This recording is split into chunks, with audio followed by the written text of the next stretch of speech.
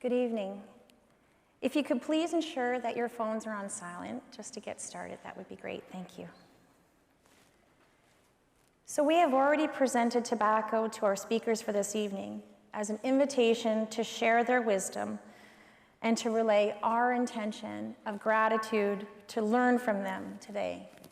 So thank you, Ava, Phil, Don, and Roberta, for accepting the tobacco from us this evening. Thank you. As we gather this evening, we acknowledge that Guelph resides within the ancestral and treaty lands of the Mississauga, of the Credit First Nations, of the Anishinaabe peoples, who were the treaty signatories of the territory to which we are meeting here today. We recognize this gathering place where we work and learn, home to past, present, and future First Nations, Inuit, and Métis peoples. Our acknowledgement of the land is our dedication of our collective responsibility to this place and its people's histories, rights, and presence. We express our gratitude for sharing these lands and that our vast country for our mutual benefit. We have the responsibility for the stewardship of this land on which we live and which we work.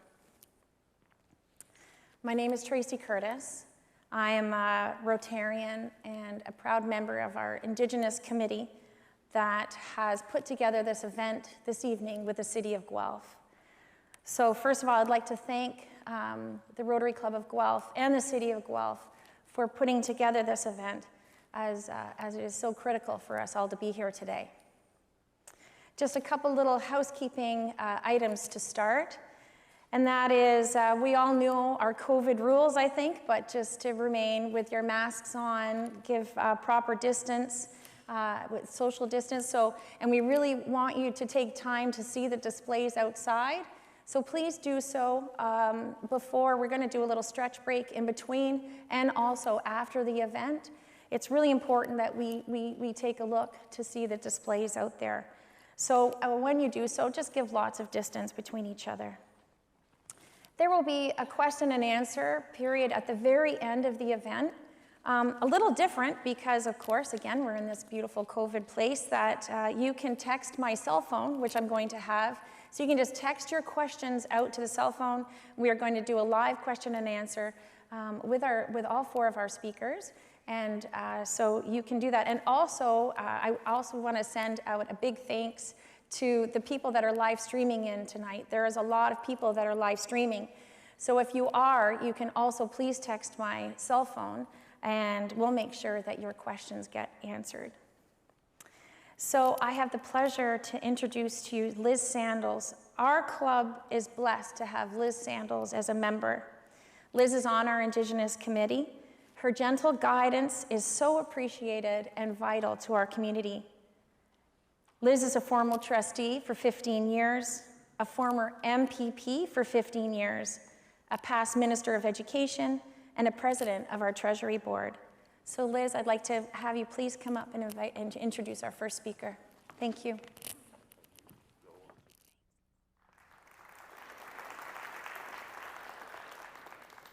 Thank you, Tracy, and welcome everybody. It's lovely to see people. I wish there were more of you, but at least you're not all in little boxes on my screen. It's lovely to see real live people. But we all know that tonight's event recognizes Orange Shirt Day and the first National Truth and Reconciliation Day. Our title, Towards Truth, recognizes that before reconciliation can happen, we must learn the truth. And the key to learning the truth is understanding the horrifying history of residential schools and their impact on our Indigenous peoples. And to help us learn the truth, I'm honored to introduce Chief Ava Hill. Chief Hill was first elected as a councillor on the Six Nations Elected Council in 2004. She was elected chief of the Six Nations Elected Council from 2013 to 2019. In recognition of her advocacy for Indigenous people, Chief Hill has also been appointed to, among many other things, the University of Waterloo Board of Governors, the National Consortium for Indigenous Economic Development at the University of Victoria, Indigenous Advisor to the Geographical Names Board of Canada, and co-chair of an International Commonwealth Games Federation group working on reconciliation with Indigenous peoples through sport. In Ontario, my cabinet colleagues would tell you that Ava is a fierce fighter for education, health, and economic development needs of Six Nations. But I need to explain one line in her official bio. The bio says, during her tenure as chief, Ava represented the Chiefs of Ontario on the Ontario Provincial Cabinet Committee on Poverty Reduction and Social Inclusion up until June 2018. I will let you figure out the significance of the date.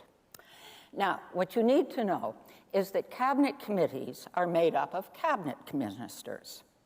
Premier McGuinty and Premier Wynne both appointed parliamentary assistants as advisors to cabinet committees.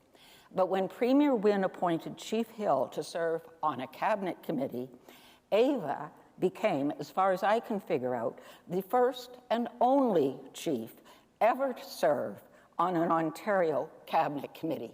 So please join me in welcoming my cabinet committee colleague, Chief Ava Hill.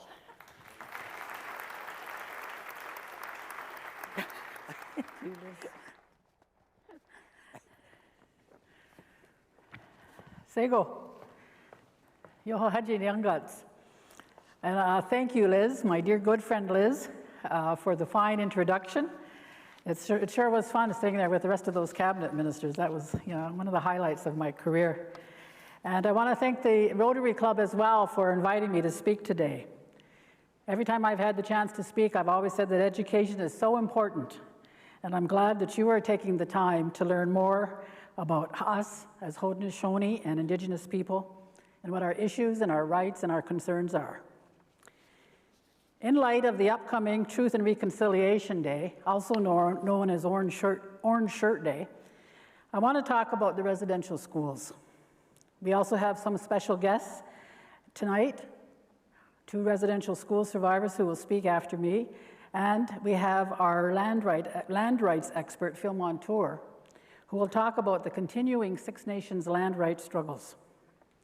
So the residential schools were imposed upon our people by the federal government, and they were run by the churches for over 150 years.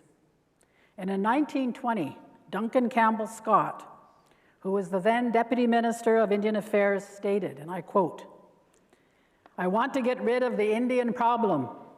Our object is to continue until there is not a single Indian in Canada that has not been absorbed into the body politics, and there is no Indian questions and no Indian department." He also said that they wanted to kill the Indian in the child. So you can see that assimilation was their goal 100 years ago. Over those 150 years, children were physically removed from their families, and they were put into the residential schools at a very young age, as young as 4 years old. They suffered the loss of their culture, their traditions, their language, and many of them were abused physically and sexually. They were not taught any parenting skills, and they did not know how to love or receive love. All of this has led to many of the intergenerational social issues that we continue to deal with today, such as drug and alcohol abuse, suicides, bullying, and violence. One of the other fallouts that the residential school era is missing and murdered Indigenous women. Indigenous women make up only 3% of the total female population in Canada. Yet out of the total number of murders since 2000, Indigenous women represented 10% of the total number of female homicides in this country. Many of these women have left families behind, and many of them have also left children and grandchildren. Some of these children are taken in and looked after by other family members, and many more enter into the child welfare system. With respect to this residential school era, there were 3 commissioners who traveled across the country a few years ago and listen to the stories of those residential school survivors who are still alive to tell their stories about what happened to them in those schools. The Truth and Reconciliation Commission issued their report 6 years ago. And speaking about this report, I want to begin by acknowledging and thanking all those residential school survivors, particularly the ones that are with us tonight, who had the strength to tell their stories to these commissioners. Because it is because of their determination and their courage to tell their stories that many of the issues outlined in the Truth and Reconciliation Commission report are at the forefront of the agenda in this country today. There were 94 calls to action in the Truth and Reconciliation final report. They called upon the federal government, the provincial government, the churches, and others to take action on a number of areas in order to redress the legacy of residential schools and to advance the process of reconciliation. The report calls for action in the areas of child welfare, education, language and culture, health and justice, almost every facet pertaining to our lives. So as Liz says, now that the truth has been told by the residential school survivors, it's time to talk about reconciliation. Well, to some, reconciliation is about coming to terms with the events of the past in a manner that overcomes conflict and establishes a respectful and healthy relationship amongst people. But for any type of reconciliation to happen, there must be awareness of the past, acknowledgement of the harm that has been inflicted, atonement for the causes, and action to change behaviors, understandings, and attitudes. Too many Canadians know little or nothing about our deep historical roots, our culture, and our pride. This lack of knowledge, education, and awareness can fuel distrust between Indigenous peoples and Canadians in the mainstream society. In light of the recent discoveries of so many graves at the residential schools that were operated, we are grateful to see that so many people are now starting to realize what happened to our young kids and that they are feeling the need to learn more and to do something. We as Indigenous people were not surprised at the amount of graves that are being discovered. We have always known that many of our kids went to those schools and did not come home. But now that people are finally starting to listen, we're hopeful that perhaps we can start to eliminate some of the misinformation and misconceptions that are out there as people start to learn about our history and what has happened to our people for so many years. I want to talk about the residential school in our area. I don't know if many of you know, but there is a residential school in the city of Brantford on our land.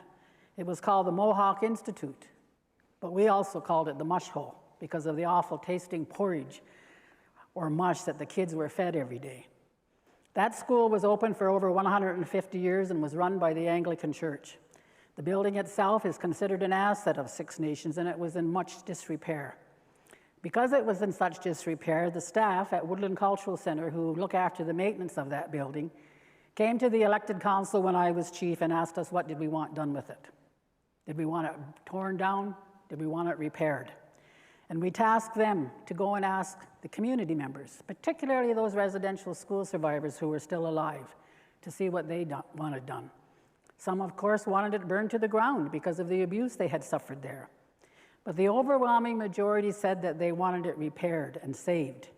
They said that we need to save the evidence as a reminder to all Canadians of what the government and the churches of the day did to our kids for over 150 years. They also wanted it saved as a reminder to ensure that this would never, ever happen again to First Nations youth. So began the Save the Evidence campaign. And in January 2015, I stood at the Six Nations Council contributed $250,000 towards the refurbishment of the school. And we want to replicate it so that it's operating as a school, so that people can come and tour it and experience for themselves as to what a residential school was like. And in a public event at the Cultural Centre in January 25, I challenged the different levels of government to match that contribution. The first one to step up to the plate was the City Council of the City of Brantford. And I'm happy to say, because I'm speaking to Rotary Club, that the Rotary Club of Brantford also made a huge contribution. And a committee composed of non-Indigenous citizens in Brantford called the Friends and Neighbours of Save the Evidence campaign was also established. The Save the Evidence campaign also received a good financial infusion when Kathleen Wynne was the Premier of Ontario and Liz Sandals was a cabinet minister. They also just recently received some more funding from both the federal and provincial governments. They now hope to have the school open for physical tours in 2024. But right now you can take a virtual tour just by going on the Woodland Cultural Centre website. There's also a group of residential school survivors, and you're going to hear more about this later, but I always mention it. They are survivors of the mush hole, and they have their own project that they are raising funds for, and that is to establish the Mohawk Village Memorial Park, which will be on the grounds in front of the Mohawk Institute. They have been working on this for a while, and it has become part of their healing journey. They continue to fundraise, and they're now getting fearful that they may not all live to see it to its completion. And the survivors that will be with us tonight will talk more about that. So it has been 6 years since the final report of the Truth and Reconciliation Commission was released. And although this report includes 94 calls to action, it appears that only up to 13 of them have been implemented. So it is up to the governments of the day to start implementing those calls to action, and it is up to you and us to ensure that they do. It has only been in the past few months since the initial discovery of the 215 graves at the Kamloops Residential School that we have seen more attention being paid to Indigenous people and Indigenous issues. In fact, very little of it was mentioned during the election campaign that we were all just made to endure. Canadians were horrified at the discovery of those graves, and it was the lead story on all of the national media outlets for at least a couple of weeks. More graves were discovered, and I believe now we are up to around 6,000. As I said, Indigenous people were not surprised about these discoveries. We all knew the stories, and we knew that many of those kids did not return home. And even though it was a very painful and sad time for Indigenous people across the country, we continued to come out and talk to people, to educate them and make them aware. But now that coverage has dropped off the lead stories, and many of our people are starting to think that we are being forgotten again, and that there really is no reconciliation taking place.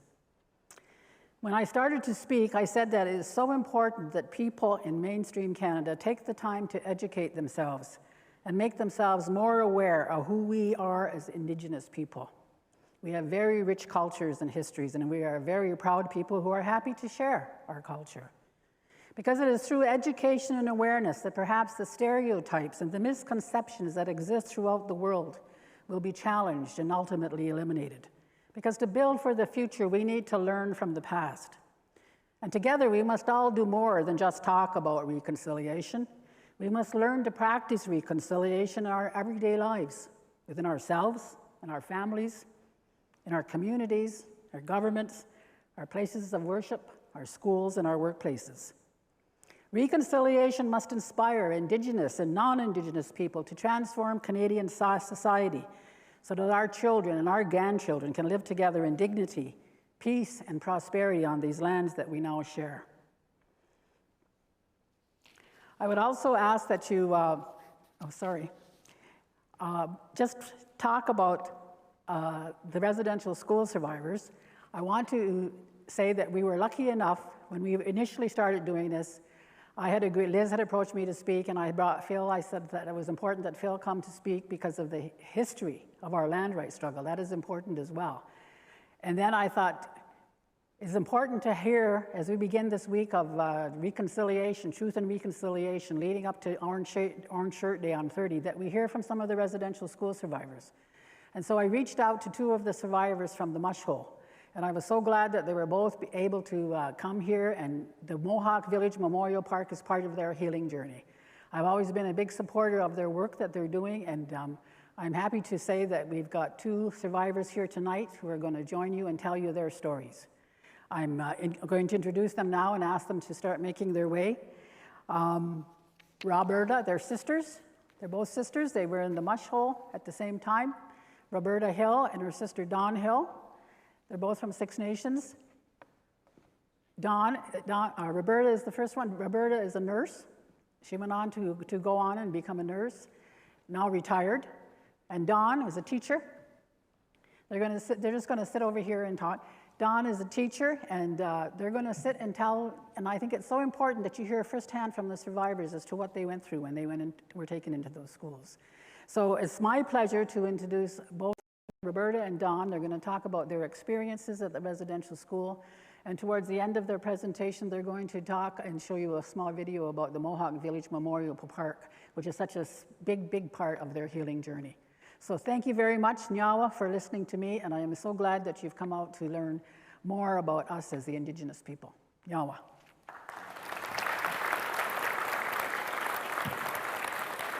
Are you first? I don't know. Okay. It's kind of bright here. I'm Roberta. From Six Nations. I'm a Mohawk. I was at the mush hole, me and my sister. Actually, how we got there, there was 7 kids still at home. My father had died in '54. My mom had got sick by 1957. So that left 7 children to be taken care of, even though we had 7 older brothers and sisters. But during those times, you'd have to understand how poor things were. And my mother, like, it's not like it is today where you can go out and get a job when you've got 7 kids. It's impossible. So she did have a breakdown. She ended up being sent to a psychiatric facility because they said she was mentally ill and wouldn't get out of there. So we ended up being sent to the mush hole at that time. 6 out of the 7, the baby was sent to the Lady Willington Hospital in Oshwegan. That hospital's no longer there. So that's how we entered the mush hole. I'll call it the mush hole from now on. And we were in, we were there, sent there as orphans. And so in those years, it was run by the Reverend, he's Canon Zimmerman, under the Anglican Church. And he was the administrator. He was also the minister that when you went to church on Sundays, which is the Mohawk Chapel, not just around the, just down the street from where the mush hole was, you'd have to sit in that church and listen to this minister preach, whatever. And I think one of the things that it takes you a long time to understand when you've grown up what the reality of what they actually were doing with these residential schools, because when you're little children in a school like that, you really don't have any understanding of anything in life. You're pretty much confined, and that's the way they kept us. When you entered into that school, you were no longer allowed to associate and play with your brothers. The boys had one side, the girls had the other, and that's the way it stayed. But, if you tried to cross over and visit or whatever, you could be punished. I don't ever remember my brother coming over to the girls' side or being allowed to come over. So right away, they've already got that plan in place where they're gonna disrupt your families. We're already away from our communities and our other brothers and sisters. And also, it's a really devastating time for us. And I think when I went in, I was 6 years old in 1957. And it's, I think, kind of just to highlight things the way it was, like there was a lot of kids there. I would say there was probably maybe 170 to 180 kids all total, boys and girls. So when you're playing with the girls, you stay on the girls' side, there's a lot of little kids playing, and it seemed like it was okay when we first got there because they would be playing and skipping and playing little games, so that didn't seem too bad. But then once you're in there, then you begin to see the reality and you begin to experience the reality, the bullying, the fighting. We had supervisors. We had female supervisors. The boys had the male supervisors, but they were allowed to carry a strap. And they could punish at will. And if they couldn't handle you, they could send you up to Zimmerman. And to us, his nickname was Skin. So if I refer to Skin, it's the minister. So they'd be sent to him as the ultimate punishment. He would decide what your punishment would be. So as time went on there, it just, you learn how, it's more of a regimented school, run more like a military. You line up for this, you line up for that, you shut up, you don't cry. They silence you and you maintain that silence. You couldn't speak, you weren't supposed to speak in the dining room. We'd all march down there. The boys would come in one side, the girls would come in the other, and you'd sit in the dining room. Boys on one side still couldn't eat with your family, So it was always that segregation within the system, and then we are segregated from I would say we're segregated from our communities. I don't remember spending any time with kids in Brantford. And so it was totally like isolated, segregated from much of our life there. And I think one of the things that really, that was really hard for me was being separated from my mother. And I don't think people realize that, but you hear about it more now, what you're doing to children when you take them away. When you take children totally away and you put them in a foreign environment, you're expecting them to understand, I guess, I don't know. But for me, that wasn't very good, because I didn't understand those things. I didn't understand why I couldn't have my mother. So I cried a lot. I cried and I cried and I cried, you know, and she'd come and visit. Once in a while, they'd bring her and take her away, and I'd sit on her lap, and she'd, you know, she was our mom. And the only bad thing is that my crying wasn't because I didn't like her. My crying was because I didn't want her to leave me. And so that happened a couple of times, and then the second time it happened, I was sitting in the playroom, and Skin was there sitting across, because the minister was always there. He didn't let anybody come into that facility unless he was aware of who they were and what they were about. So I think what I want to do is not get into detail, but the sexual abuse began by the minister during one of those visits with my mother. After she left and I was crying, and he took me into his office, and that's where the sexual abuse started with him, and then it was in the church as well. And so, like, I was just devastated losing my mother, and then to have to go across the hall and into this room where he's sexually abusing you. I really did not know. I was just totally lost it on that one. And, but I knew enough to fear him, you know. And so that's the environment, kind of what we grew up in, is that there was always somebody there. There was always somebody going to do something, at least in my world it was. I became very leery of people, not trusting people, learned to shut up, don't speak, you know. So you have to toe the line, and you have to follow all the rules if you want to be safe. And I think as we've grown up, and I've heard lots of things about other survivors, the brutality on the boys' side was unbelievable. The beatings, the sexual abuse. We had 2 ministers at that school. Both of them were pedophiles. One minister liked the boys, one liked the girls, but there was also staff, some male staff members too, that were pedophiles as well, that would prey on the young kids. And so there was no way out for us. Like, who are you going to tell? Who are you going to tell that's abusing? Who are you going to tell? Nobody. Because the only person you could ever go to would have been Skin, the minister. And I'm telling you, right now, if you spoke anything against anybody sexually abusing anybody, he would have beat the hell out of you, and that was it. Because I know a couple of guys, maybe 2 or 3 guys, that can testify to the beatings they've got from him just for minor things, but also one I just heard recently, and I spoke to him, but it was, he dared to complain about the one minister sexually abusing him. And he got taken down into the basement, stripped naked, put in a chair, and he had the hell beat out of him, ended up in the infirmary. Where he went after that, that's the problem with the institution life. Where did he go? Did he get help? No. That poor boy was in that institution for 10 years. That's what he grew up with. So that's kind of what we were living with, and why it's really important for people to understand why we are here today. There was so many atrocities there. So many. Imprisoning children because they ran away, strapping them, beating them, whatever, starvation. Why kids have to go to the dump to supplement their meals because they were hungry all the time. Child labor, they're putting them out in farm work and all the rest of that stuff. So there's many, many, many issues, and I think that's what people are really hearing about today, is what the life was. It wasn't a place of education like people like the government or the church might want to say it was.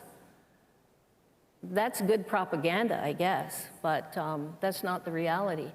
There was really not, if I said I got an education at that school, I was there from 57 to 61. The education I got, I learned about violence. I learned about sexual abuse. I learned about all these poor kids and what they were enduring, and day in and day out. And so it's just not a nice environment, but I'll let Dawn address a little bit more. I think to understand the impacts, and Rob has I call her Rob, has addressed some of those issues, but you have to kind of understand what our life was like before we got to the mush hole. We had a very loving family. Our father was a fluent speaker. He supported our family. I remember sitting on his knee, and when he'd come home from work or from hunting and stuff, and he would sit there and put his arms around us, and a couple of us little ones on each leg. He was a big man. And it was that kind of environment, a very loving, caring family. And we never got strapped. We never got hit. And if we did something wrong, we were just talked to, which I later understood was more of the traditional way of dealing with children. You didn't smack them or, physically abuse them. And so our life was really peaceful. We had lots to eat. Our mother did all kinds of canning, and she stayed at home, but she also did all this cooking and stuff. And so we had lots to eat. We had a nice home life, although we were very poor. I didn't find that out until much later in my life, because we didn't have electricity, and we only had one great big room, and the kitchen was on one side and the beds were on the other. And so consequently, we all, like little ones, we slept together.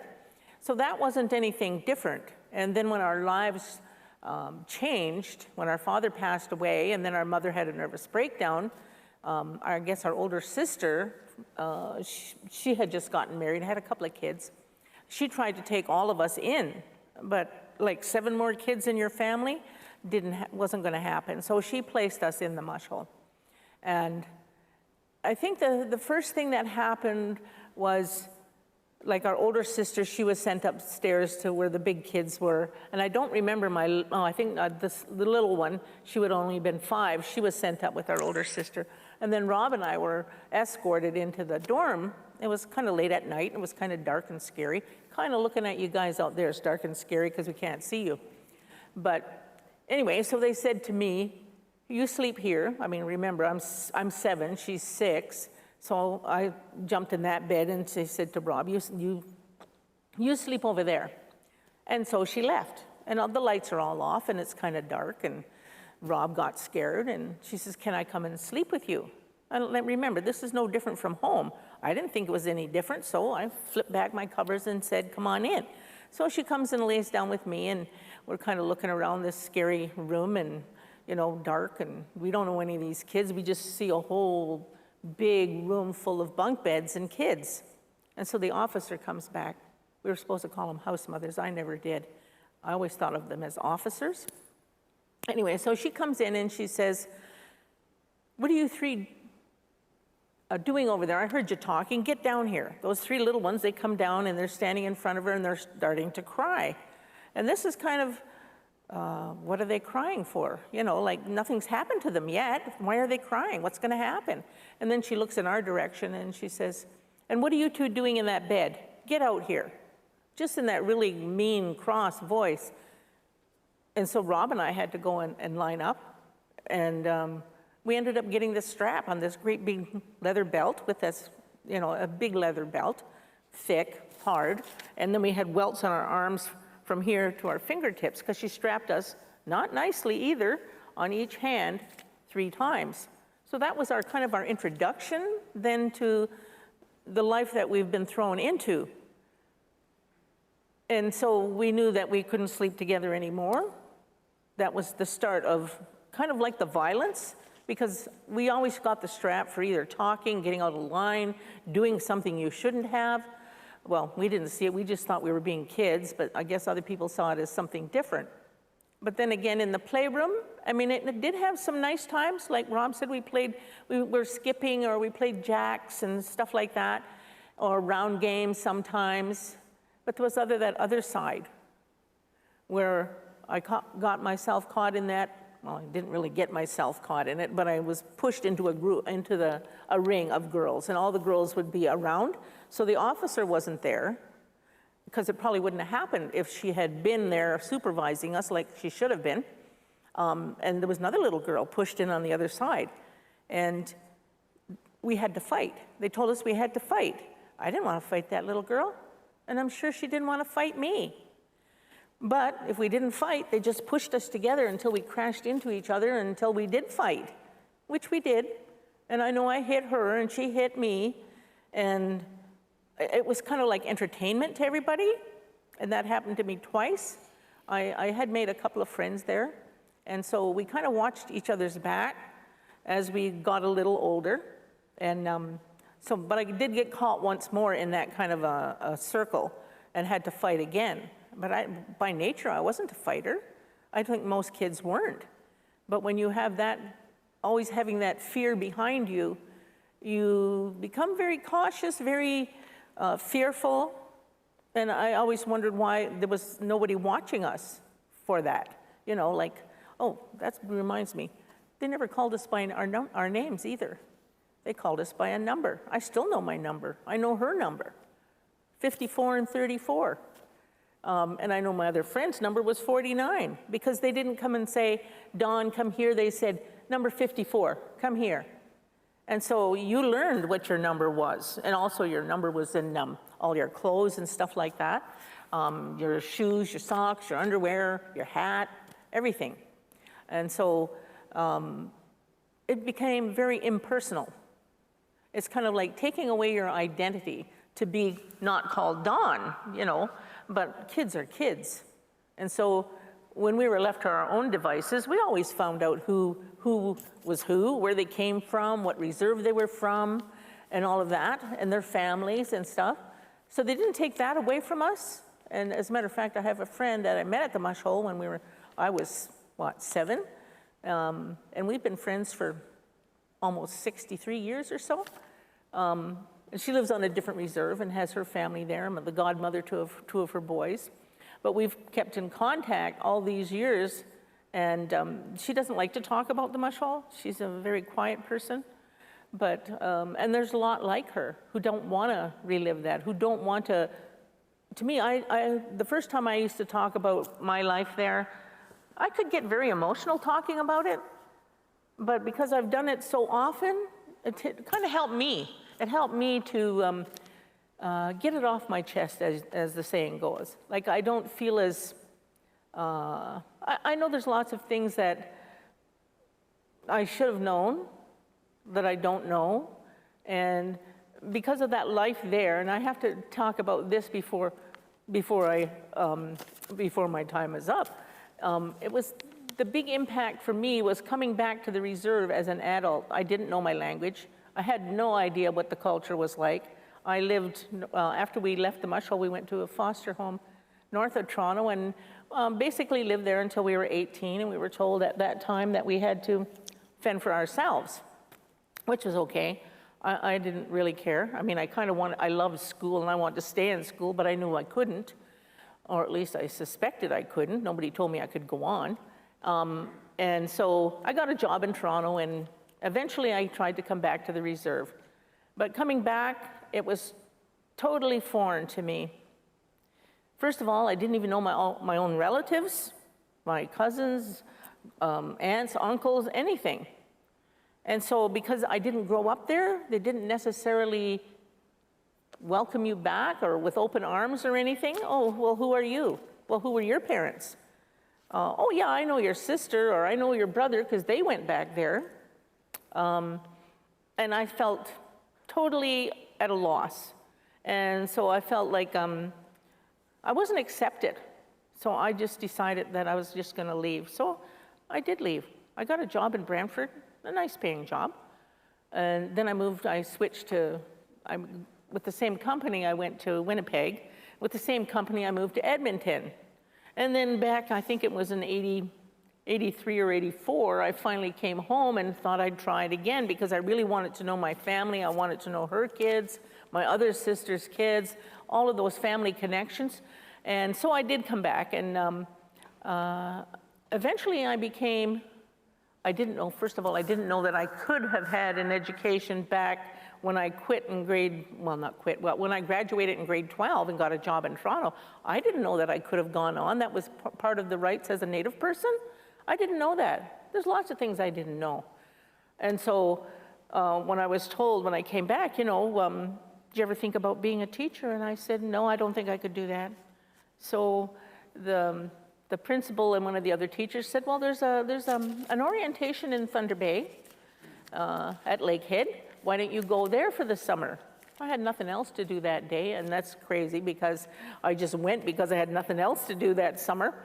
But I ended up becoming a teacher, and I loved teaching. That was one of the best things I ever did in my life, and I taught for 28 years, 13 years up north. But again, like I said, I came back in 2000, back to the reserve, and was accepted and, you know, had a different outlook on everything. I was really glad to come home. And my daughter, I only have one child, she was having grandchildren, and my grandchildren, and they didn't know me. So that was one of the reasons I came home too, because she didn't want to live up there. She wanted to live back on the reserve, so I sent her to live with her dad. And so when she was having children, I thought, I got to make a move. And I really believe in fate, I don't know what you call it, things that are meant to be, because there was a job opening all of a sudden. And I applied for that, got the job, and came home. And so I knew all my grandchildren after that. So those are the impacts, and that was just from my perspective. I didn't know, like, there must be tons of kids around who don't know their culture, who don't know their reserve, they don't know their families. And when you think about, like Ava has said, all the 150 years of these generations coming up through that mush hole, what were people expecting, that you would have perfect citizens when they came back to the reserve? I mean, you're lucky if you had some perfect citizens coming back to the reserve after what they endured at that mush hole. And so, like, when I think about talking to you guys here, I think that's one of the things that you really have to understand, that it had an impact on generation after generation after generation, this residential school stuff. And I have to say, I was one of the ones who voted to keep that mush hole there as a reminder, because when you think about it, it's, if it's gone, people forget. If they tore it down 20, 50 years from now, people would say, oh, that never happened, that's just propaganda. And that's why it's kept. So I think that's really important there. And I don't know if we have to have a break now, because we'd like to talk about our park after. Keep going? Yeah. Okay. Oh, I was just going to say something about the park. Just from all of the experiences that we've had growing up, you know, not growing up totally, but the years that were spent at the mush hole, and I think where we are today, it's like we've been through the Truth and Reconciliation. That was 5 years, right? And they said, now we're in reconciliation. Well, you can't reconcile. Like Ava said, you can't reconcile without hearing all the truths. And the truths are still coming out about this school. I'm hearing from survivors. They're telling me more and more. I know what I experienced, but I didn't know how horrific it was, like I said, for the boys. And so when I look back and I listen to these guys talk, and they say how brutal it was, and they kept their silence, they would not say anything. And so now today, they're willing to talk. You'll find more of them are going to speak up. And that's the only way we're going to reconcile, is when we hear all of the truths. So right now, how can you reconcile without knowing all that went on at the mush hole? And right now, Dawn and I are part of that survivor secretariat that are looking for the bodies of missing children from the mush hole. And you know, kids came from all over Ontario to that school. They weren't just Six Nations kids. Other First Nations had their kids taken and sent to that one, or they were sent to another one. So they were moving kids around, you know, into different residential school areas, separating families. So, and until we can get to the bottom of this with the looking for the burial sites of children, there can be no reconciliation. You know, there just can't be, because, like I said, it was brutal times. And one of the gentlemen that I know that was there when we were there, he was a Vietnam vet after the mush hole when he was a young man. And we talked one day about that, and what he said was, Comparing the life as a young boy in the Mohawk Institute, the mush hole, what was it like compared to going into active combat in Vietnam? What did you prefer? What was the easier one? Vietnam. You know, it was easy. Life was hell for this guy and for many other little kids. It was pretty brutal, and that's what people need to understand. War is not nice. War is pretty horrific. So when you know, but I think when you're going to war, you're at least trained. You're trained for battle, right? Little guys in the mush hole, they were getting their training there. There was a war on children, as far as I can see, across this country. So yeah, it's a pretty horrific statement to make. It's pretty impactful for me because this guy is not, to me, he's a really decent guy considering what he went through. He's a pretty sound, you know, sound mind, and it took him so many years to even speak about this. And when you can hold that much inside, can you imagine how much it's hurting, how much damage it's doing to you as a human being, that you're not allowed to speak these things? You're not allowed to speak your truths about what happened. And so I think that's where we are today. You're hearing our truths. You're going to hear more. And I think opening up into what we're doing right now is the Mohawk Village Memorial Park, and why it's important that we have the Mohawk Village Memorial Park, you know, and it's, there are events in history that need to be remembered. All over the world there's events that need to be remembered, right? And they do honor, like soldiers, they're honored. You have a Veterans Park. Well, we need to honor the children that went through these terrible times. You know, we need to remember what was done to these little guys, to the our indigenous children, you know, so that never happens again. So our park is all about honoring. It's about, we want to honor, we want to remember the children that went through the Mohawk Institute, and we also want to remember those who were lost, those who never made it home, or that are still buried on the site. That we have to determine. But I'll let Dawn address the Mohawk Village Memorial Park a little bit more. Well, I think what we really, we started out as just a small group of survivors talking about what we could do. However, as it escalated, and a lot of it was Roberta's ideas, was to have something much more elaborate and grand. And also, I think our whole idea was to have something that was peaceful, that people could go to, you know, after you come from the mush hole, that dark legacy that's there. You can come to our park, which is right beside it. You can come to that park, which when it's finished will be just beautiful, and I'm sure you're watching it right now, the video of it.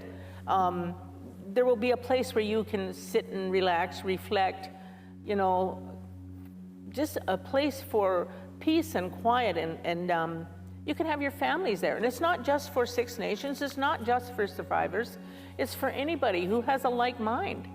You want something peaceful and positive, and that's what we want. And until, like, we don't want to be long gone when it's done, so we're kind of trying to get more people involved in helping us to put that park into a being. It's going to cost like another, I hate to say this, $2 million, but it's going to be a beautiful park. It's going to have places for children. It's going to have, we've got the pavilion up in a friendship circle, but we'll also have a fire pit and a stage area for people who want to come and either talk about their language, talk about an event or anything that they want to do there. It'll also be something for a place for people just walk through, because it will be beautiful when it's done. And because we're right in the middle of Brantford, really, kind of in the middle, like there's non-native housing all around in that area. We're right in the city of Brantford, where people can come and walk through that park. And we've got long-range plans to hook up with the walkways or the bicycle ways, even that extend over to Hamilton and stuff.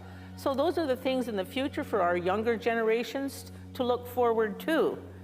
And until we get all of that done, it's going to take a lot of money. It is. And we've had mostly, when we had Chief Ava was really instrumental in helping us get funding to keep going, because it was really hard. Nobody really knew us. They always thought we were woodlands, and we weren't. And quite often if we had an event and they would get, and I shouldn't say this, but we think that because they didn't know who Mohawk Village Memorial Park was, they just associated it with Mush Hole or, you know, the Mohawk Institute and the Cultural Center. Maybe some of our funding went there. I mean, but we can't say that. We can't say for sure that's where some of our money went, that where people were donating, but because now things are coming to light, we're doing a lot more talking to groups and getting a lot more funding. But we still have a long way to go. And so, Rob said to me one time, she said, you know, if people across Canada even donated $10, $20, we'd have that park up and running in no time. Because it doesn't take a lot. It just takes everybody to contribute a little. And that's what we would like to see. Like and you're only seeing 2 of the survivors. We have, we don't get paid on our board. We're all volunteers. We're a not-for-profit with a charity status. So if you donated something more, like say $20 or more, and you wanted a tax receipt, we can do that. We can send a tax receipt, although we have to have your information to send it to you. So I guess that's where we kind of were hoping that like we'd get more coverage, more people would be aware of this wonderful park. I'm just amazed that we got as far as we got so far, because that pavilion is like I think it was $400,000 pavilion that's up, and a great big memorial circle there. We got funding through Heritage Canada, and Ontario Trillium also helped us with that pavilion and stuff. But a lot of it also came from Six Nations Council when Ava was chief. And I thank you for listening, and I hope that you have a better understanding of the children who went there and how it affected all reserves and all the generations. We have one member who, she was there, her mother was there, her grandmother was there at the Mush Hole. So it kind of piggybacks on one thing and then the other. Like, how do you expect people to be well adjusted, I guess? It takes a lot. It takes a lot of inner strength to change your ways and change your outlook on life and everything else, and to pass that on to your children. I think that's all I have to say. Can I just make one more comment here? What I want to say is that when children were at the Mush Hole, there was no such thing to us as counseling. There was no help that we were aware of. So everything that went on, they could do whatever they wanted, and we really had no recourse. The only person, like I said before, you could ask Zimmerman, but you would never get any help. And so that's, I think, why things were the way they were, the way it was set up, that the minister had total authority over us, and apparently he had all the authority over us as kids, way over your parents. Once you got signed in there, he took over as your parents, and he could overrule anything. And so I think that was one of the bigger things that I found out recently, is why it was the way it was, but it should never have happened anyway. But yeah, we're all getting older, and that's, like I said, some of the survivors saying, we really would like to see this park a reality before we leave this world. And so, but they're still plugging away. We have one little 83-year-old, I think she was 83, she's probably 88 now. She went back to school to recover her language. And she did it. You know, that's how tough she is. You know, she was pretty good stuff. So I have to say hats off to Blanche, because she did it. And that's an amazing person. So thank you for listening. Yeah, thank you very much for listening. Let me get my hat. Okay. Did we? Probably took up all your time. So I just forgot where I put my mat. You're okay.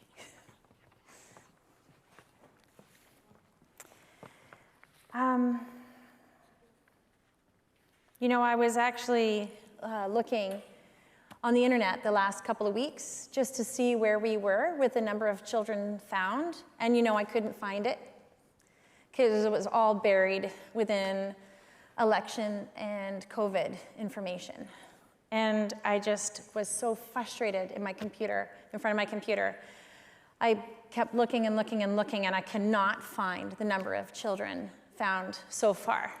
Don't you think that they have the dignity, or that we should know how many graves have been found as of this day, and we don't know. So we need to keep this out front, and it is up to us to keep this out front. We must keep pressuring our government and keep talking to our family members and our children and our parents and our grandparents to keep this out front. I can't imagine your confusion, your heartbreak when you left your homes and then you go to a place that you have no compass, no bearing, and no direction. And then to be treated like that, and then to come home and to feel those same feelings. I can't imagine the pain that you felt. And we are just so sorry, but we are going to keep this out front. Thank you, Roberta and Dawn, for sharing that information with us. I loved how you spoke about the Mohawk Garden being a place of peace and positivity. And we saw the building behind there, and you know, it would be a natural reaction to just want it demolished and gone. But I really appreciate how you said that, no, it's got to stay so that it stays in our front of our mindset. Okay, I wasn't supposed to say that, but I kind of went off a little bit. So then now I'm going to go back to script. So right now we're going to do just a little bit of a stretch break, but I have a couple of things to share with you first. I hope you all got the brochure at the front when you were walking in. If not, please get one on the way out.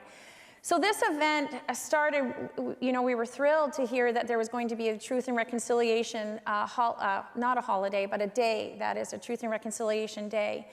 And so our Canada Day committee for our Rotary Club and our Indigenous committee quickly put this event together to say, this is an opportunity for us to bring this together to the community so that we can continue to learn and hear from your wisdom.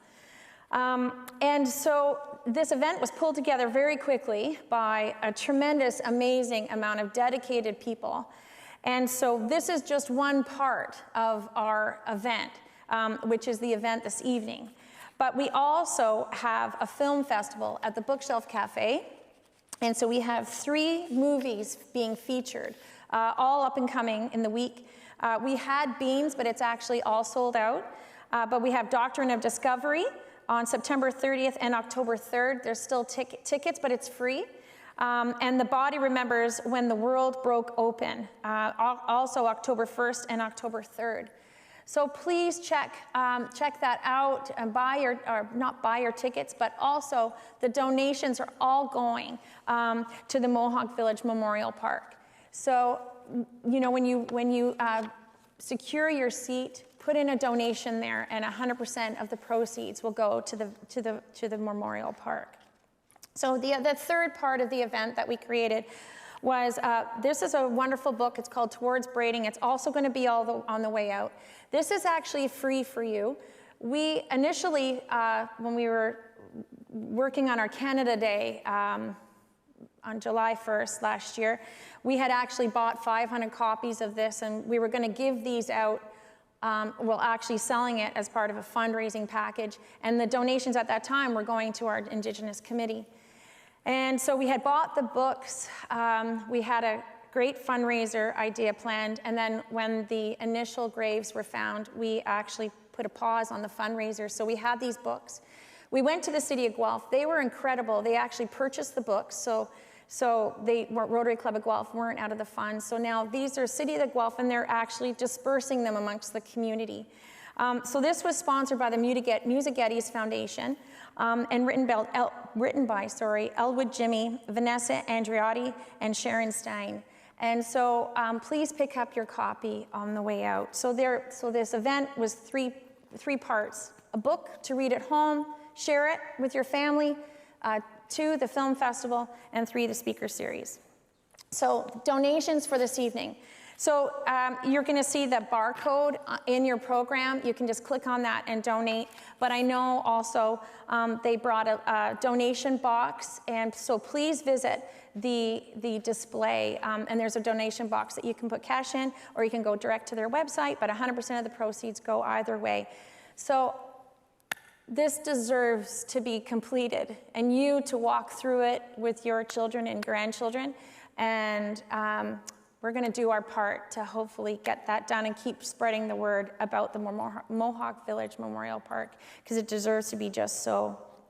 So we'll please take a little stretch break, stretch your legs, about 5-10 minutes or so, and you can visit the displays. Make sure you get a program, and come back in 5 to 10 minutes. Thank you.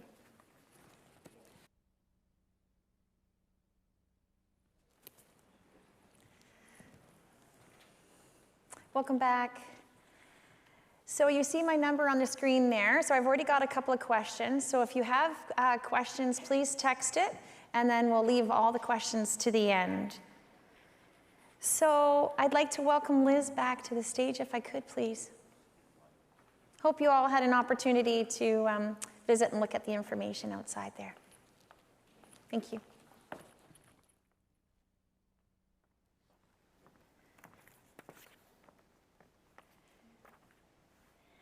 Thank you, Tracy. And thank you so much, Ava and Roberta and Dawn. That helps us so much to learn the truth of what really happened.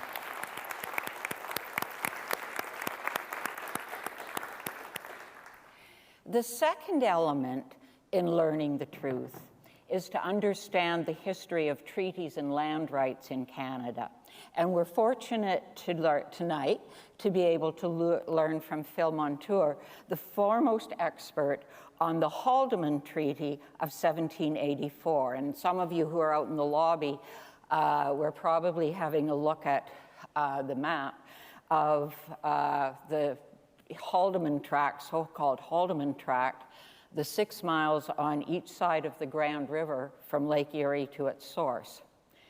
As by the treaty, this was all designated as Six Nation land.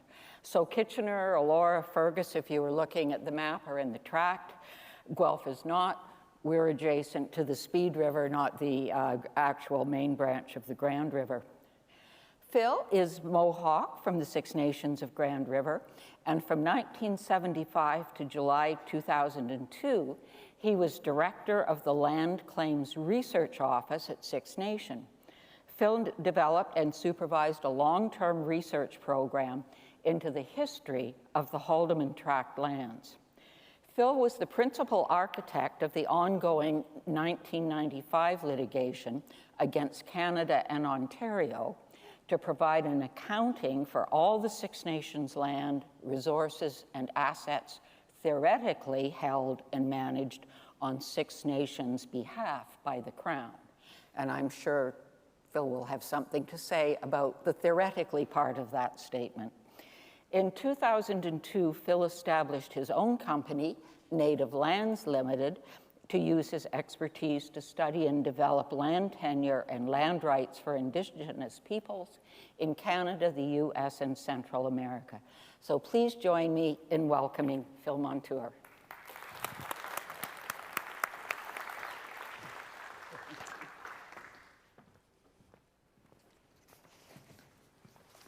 Oh, it is bright.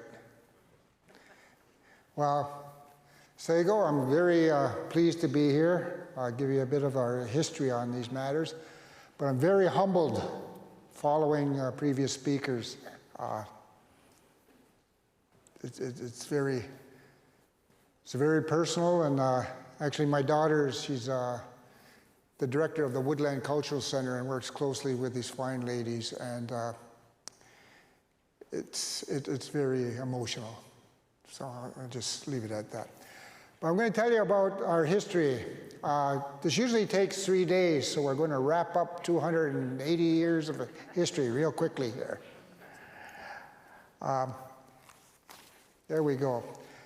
We've taken this matter to our community and got the feedback from the community in 2010.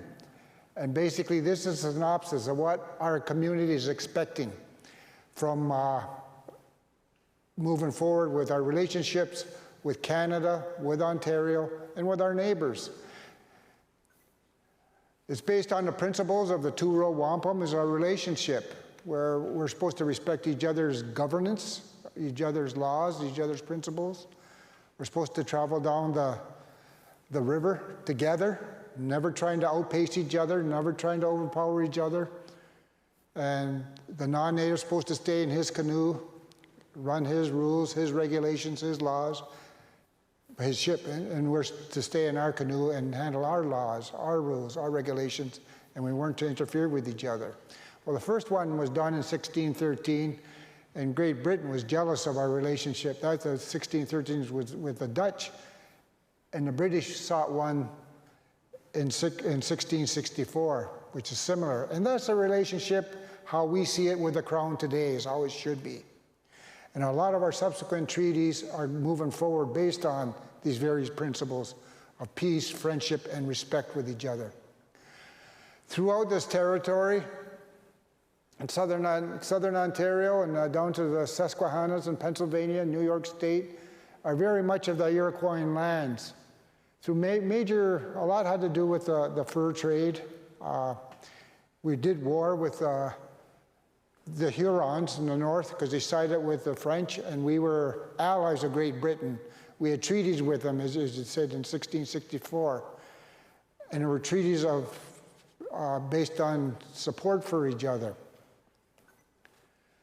But what happened is it faced us against our neighbors, the Hurons.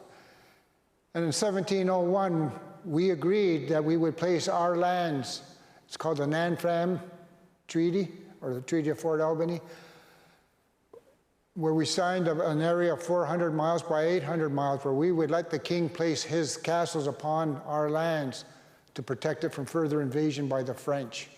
So we were really the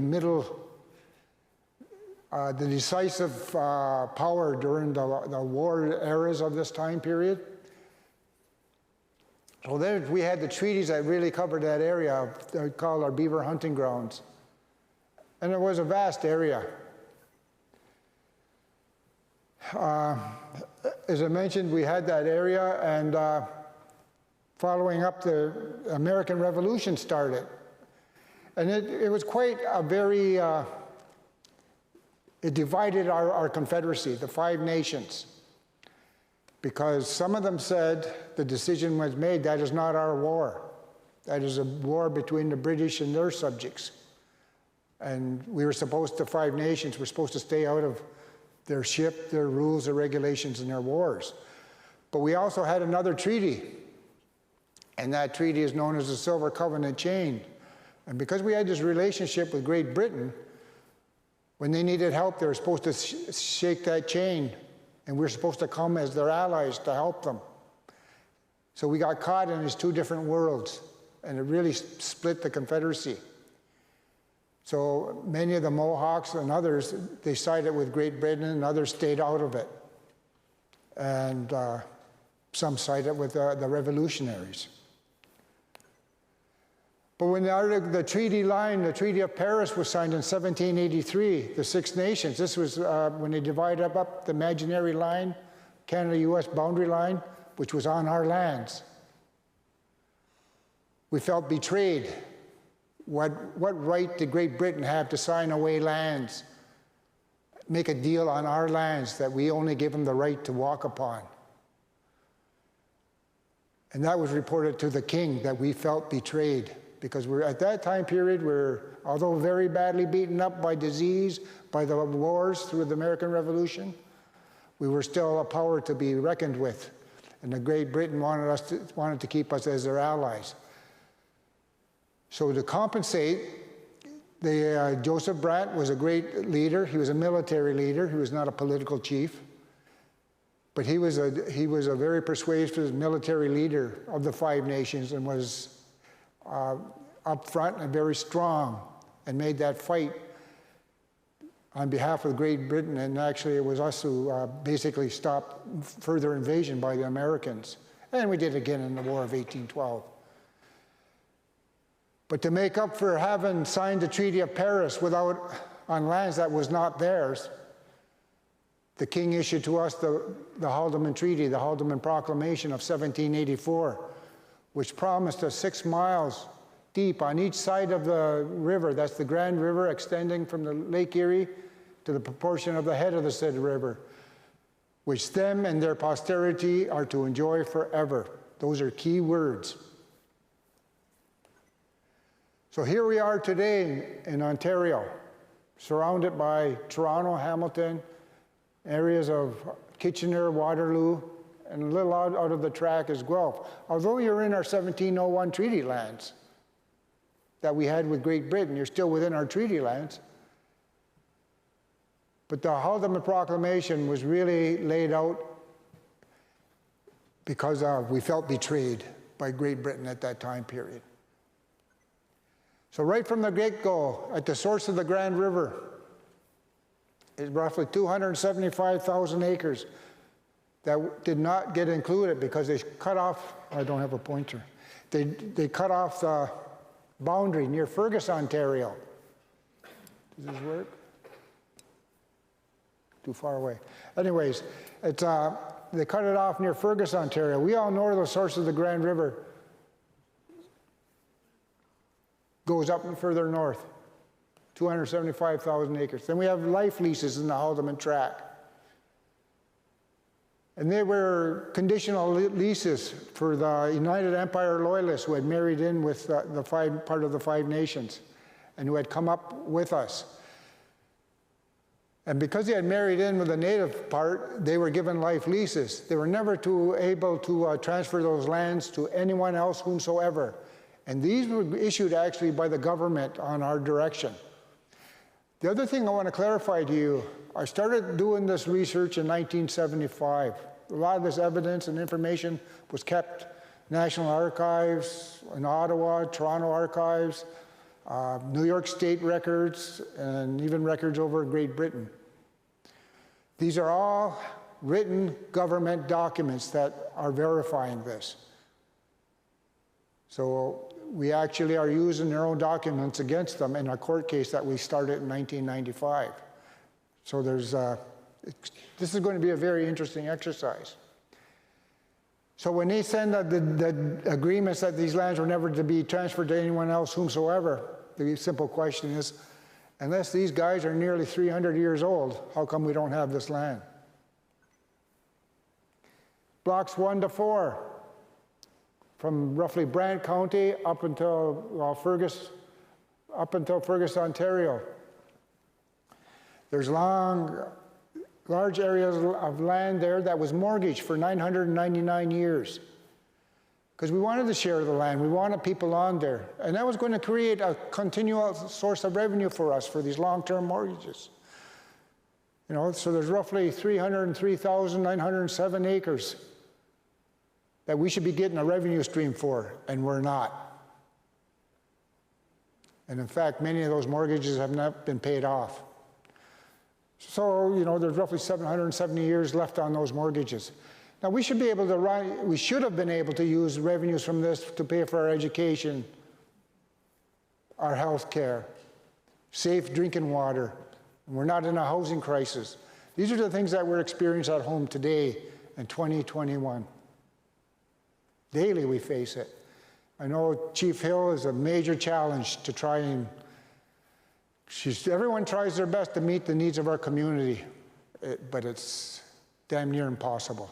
The needs just what we can provide is just outranking it.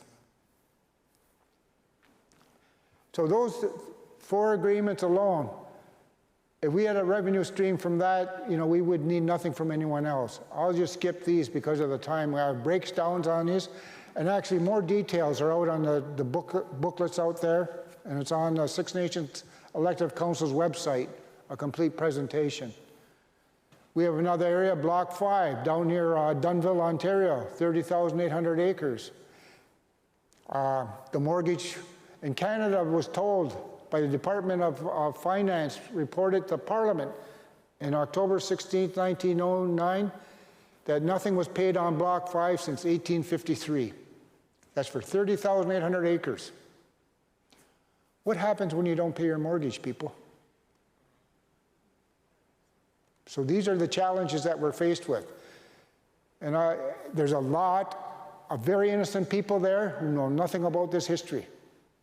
They know nothing about the title to these lands that they're on. There's going to be a lot of victims, and we don't want to make victims. Canada failed us. Canada failed you.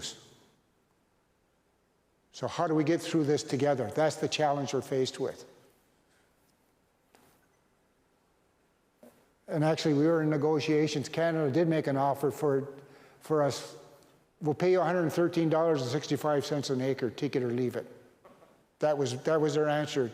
Your claim is valid. If you take us to court, you're going to win, but we'll make you an offer.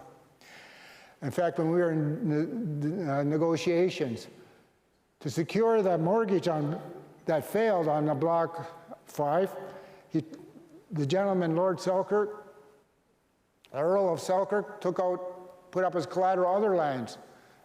And they're right in Toronto, at Etobicoke. Large areas there. What did Canada say?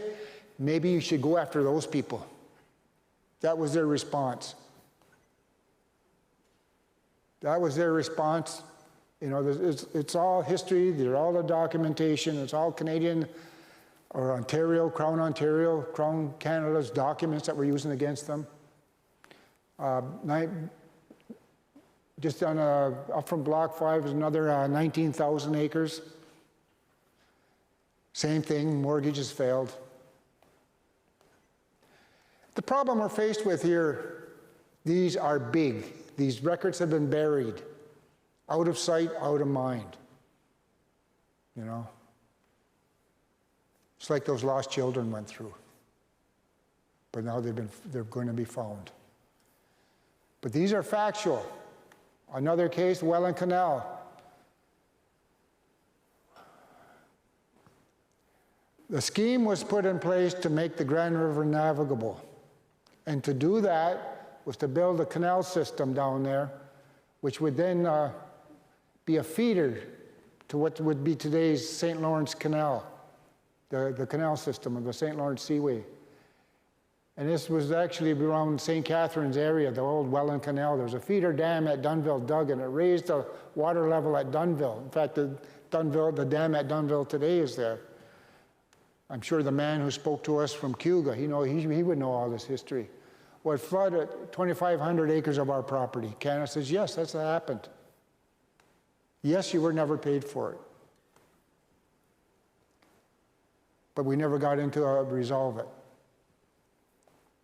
But what we've found out more is not only did they flood our land, not only did they not pay us for the land, we went through our trust funds, the trust funds that the government was managing on our behalf, they actually took the money out of our trust funds to flood our land. So these are the type of things that we're, and it went up as far as Cuga. So these are the type of things that we're questioning in court. Because, you know, as I give you the example, $113 an acre. So that's all we're going to hit from here from Canada. You know, if you let the bureaucrats run the system, that's the problem we're faced with. We have other lands near Barrie, Ontario, 4,000 acres outside of East Hawkesbury because an Indian agent got caught holding our money. So he transferred land to us, those lands. It went through the process that the land was supposed to be transferred to us. Upon his death, his heirs protested it, challenged it that land should have been theirs. It went to court for years and years and years. Canada used our money, cut a deal with them, hoping we'd get that land back. But by the time all this had gone on, the land had been sold for tax purposes. So not only did we lose the money that the Indian agent stole from our funds, not only did all the expense of the legal fees and mainly legal fees get paid from our funds, not only was a deal cut with the heirs of the clause from our funds, we got nothing at the end. These were validated land claims. Canada has acknowledged these examples that that's valid. East Brantford Township, there was a Brantford Town plot. These are the problems we're faced with. We got this history, we got the facts, but it's going to affect so many people because there's been We've been denied access justice. We had trouble with squatters in such a vast area of land, squatters in our territory. And one of the concepts was, well, if we put all these squatters and put them on a plot of land, would you agree to surrender that piece of land? And every lot would have to be paid for 10 pounds per lot. They would be divided into quarter-acre lots, and every lot would have to be sold and paid for within 6 years. We said, okay, 600 acres, we'll do that. Well, the 600 acres mysteriously turns into 807 acres. This is the original town plot, so it wasn't that to be that big. But the only area that were properly paid for and patented are in the light green. Now this is the town plot of the city of Brantford as you know it today. The smaller part is not much bigger, obviously, much, much bigger. But right there, how many people would ever know that? How do we get around this? How do we find a solution? That's the challenge we're faced with. You know, we've got an area of land down here. It's called Nathan Gage lands. Canada acknowledged it was ours. We weren't paid for it. Ontario acknowledged the same things. And sitting on there was the Brantford Charity Casino.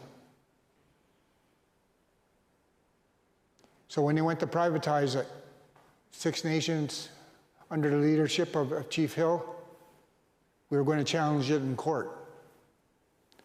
And of course that would have thrown all the province of Ontario's great feel-good remedies to privatize casinos throughout Ontario in chaos. So a deal was where we basically were compensated land for the next 20 years for that property.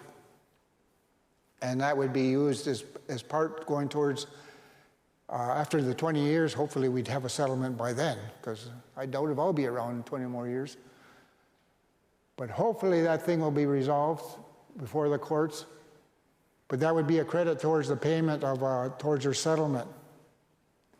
So we're trying to be creative and coming up where we move forward with restitution. That we move forward and get justice.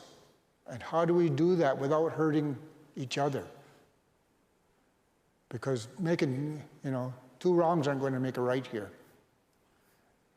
It's part of the reconciliation process that we've got to go through as well, because you can be right, and we are going to be right. But how do we get through there in our relationship with our neighbors with peace, friendship, and respect? That's what our challenges as Six Nations people are going to face. We have other lands out there that are all under, should be leased, should be long-term leases and so on. But just for the time factor, I'm going to skip on. And Brantford Township, various other lots. Just out of this area, there's Cayuga. I got to talk about the Cayuga area because I met a guy from Cayuga. And there's a tract of land where the Talbot Road would go through. That'd be Highway 3. It was called the Talbot Road back then. The Six Nations were asked, can you let the road go through? Can we set aside lots on either side of that road? Because basically, as I said, the Haldeman Tract was a major barrier from one side of southern Ontario to the other side of southern Ontario. So to get the Talbot Road through, Six Nations did consent that they would allow that road to go through, that the lots would be reserved, that the lots on either side of the road would go for sale, except 2 miles from the river along the Talbot Road, which is the area in orange today, which the town of Cayuga sits on. That was to be reserved for the Six Nations, the Cayugas specifically. And it's not what happened, and there's not another document that allows for that land to be properly alienated. So those are the challenges we're faced. You got entire town plots on lands that were never lawfully done. The Grand River Navigation Company statute was passed. This is probably one of the worst frauds, and it was a fraud, or misappropriation of funds, passed to make the Grand River navigable from the works of the Welland Canal, what I talked about before, all the way up as far as Brantford, it could have went up as far as Guelph, actually, but they went up as far as Brantford. They expropriated lands. They took 368 acres, 365 acres, never paid for it, built mills, dams. In fact, there's still a mill site still standing in the town plot of Caledonia on the south side. There was also one on the north side at that dam. One was a feed mill and one was a sawmill. But there are 5 dams downriver with mills. That was all paid for by Six Nations, and we didn't know it. How did they do that? They ended up putting the Indian agent, made him the president of the Grand River Navigation Company. So they were accessing our trust funds to pay for all of this building and taking of our lands unchecked. And when they needed more money, they just went and sold some more of our land. So actually, Six Nations decided to take them to court in the 1920s. They started the process. There's a gentleman from up this way, A.G. Chisholm, one of the first lawyers that stood up and said they'll fight the case on our behalf. What did Canada do? 1927, they passed legislation that forbid us from hiring lawyers. And that stayed in effect until 1952. So that's what people got to understand. They keep saying, like, where are these coming from? All of a sudden, keep in mind, we're kept on the reserves. We're in residential schools. You know, it's all a stigma to this. It all builds up to get that land away from us. You know, this is part of Sir John A. Macdonald's goal. First Minister of Indian Affairs was Sir John A. Macdonald. He brought in the first Indian Act. It was so he could get the railways out west through those lands and control the Indian problem. And to ensure that was going to happen, he established the residential schools. So this is the challenges we're faced. We're going to conquer it. You know, I think just from a time factor, I'm going to really just skip much of this, because every parcel of land we can go through and practically tell you, was it paid for, not paid for? And if it was paid for, what happened to the land? I mean, to the monies. Did that go into the Grand River Navigation Company? Or did it go to other infrastructure things to build this country here, which many of you people are going to enjoy? Caledonia. People have heard about the issues we've had in Caledonia. The area in yellows, again, that side of Ontario was separated from that side. The Hamilton side was separated from the Port Dover side. So what did they want? The Hamilton-Port Dover Plank Road to go through that area. Highway 6, south. They allowed the Six Nations, did not want the highway through, it went through. Was the highway ever paid for? Never paid for.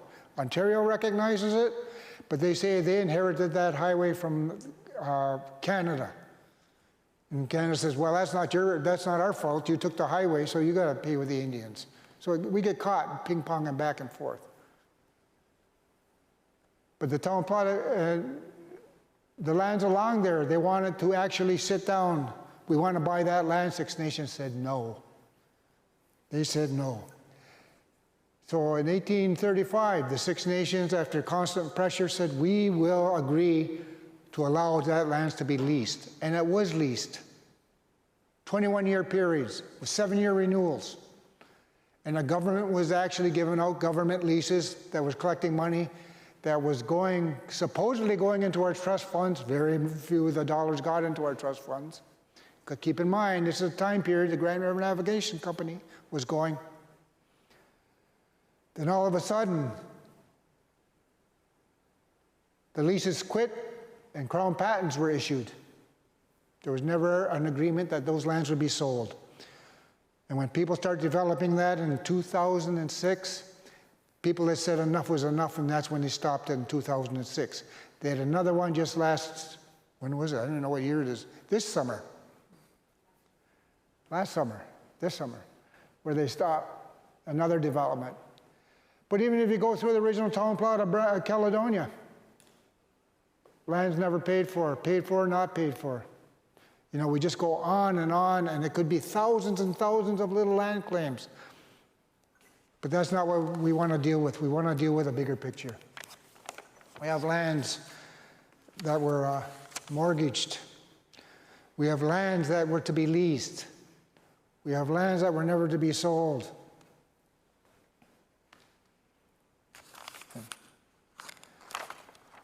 So here we are. These are all, lands between, that would be the northern block for the oranges, that was to be mortgaged for 999 years. Town of Paris, we know the Town of Paris line.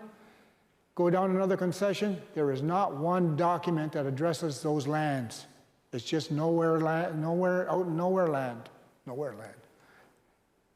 There is not a document that says those lands were ever to be sold, ever to be dealt with. And it's just sitting there. Problem is, there's nice farms on there. There's, as I said, the Town of Paris is located on there.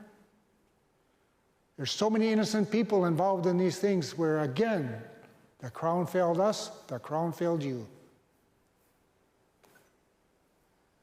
And a public notice that all the lands on the south side of the river, from Brantford Township down to South Keilga, was all to be ours. Never was.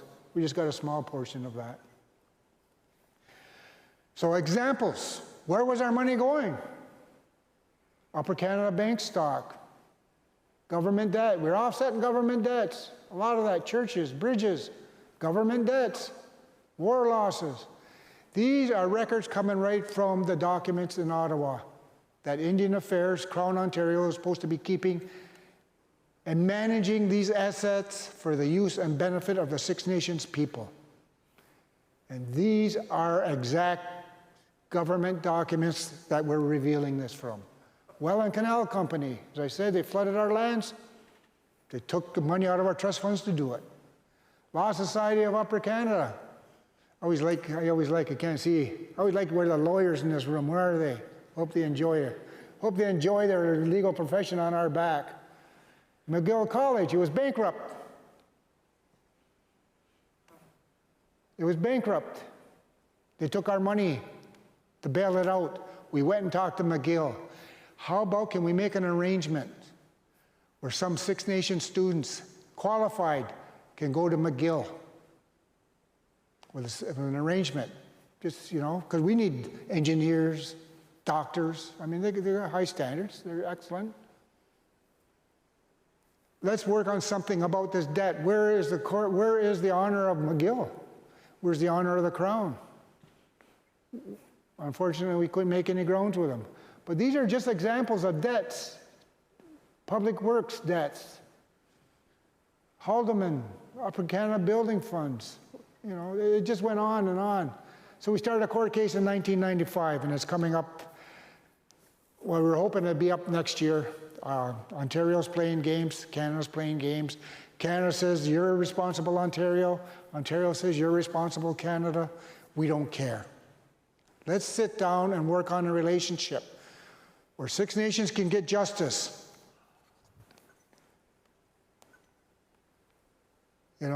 We've I don't want to say embarrassed. These are facts. We've been to the United Nations. Chief Hill, former Chief Hill, made presentations at the UN Indigenous Forum. We had recommendations. We've done political initiatives with Canada, Ontario, with elected officials from Brant County, city of Brantford. They're starting to learn about our history, what went on. And they will know that this uncertainty is not the way that we can build a relationship with our neighbors. The legal duty to work with First Nations, the legal duty to consult and accommodate on lands that are subject to litigation and treaty rights. Those discussions have to take place. The duty's on the Crown. Crown Ontario says we delegated it under municipal act to municipalities. And the municipalities are saying, like, what the hell do we do? They have no idea. So that's creating friction. That's what creates blockades.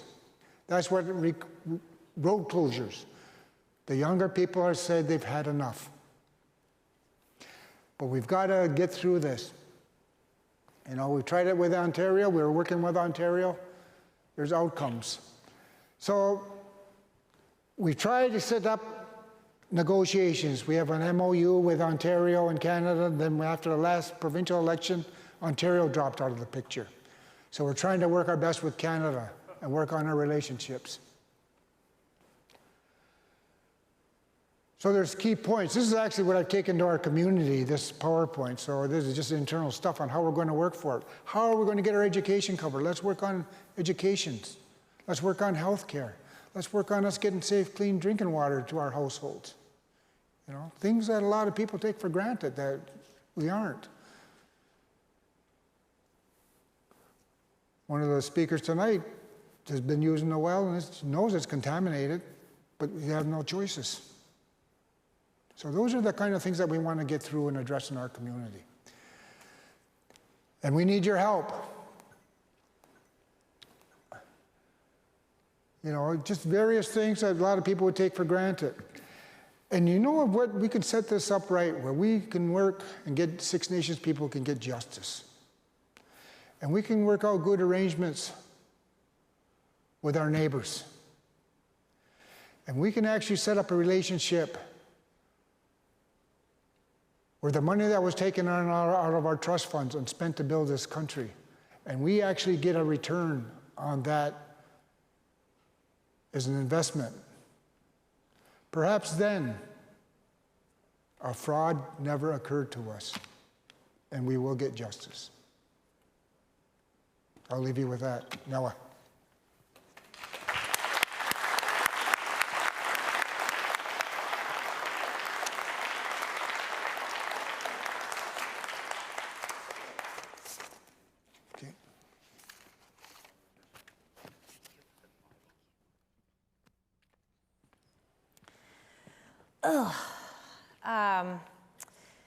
I thank you, Phil, for the lesson, and I'm embarrassed because I didn't know. I knew very little of what you shared, and thank you so much for the research and the amount of hours and the amount of time and frustration that you have done. Thank you so much for sharing that. I'd like to invite our speakers up to the stage, if you will, please. So there is, again, my phone number. I have my phone with me. I'm not searching social media or anything. I'm actually reading your questions. And I have some already, so thank you.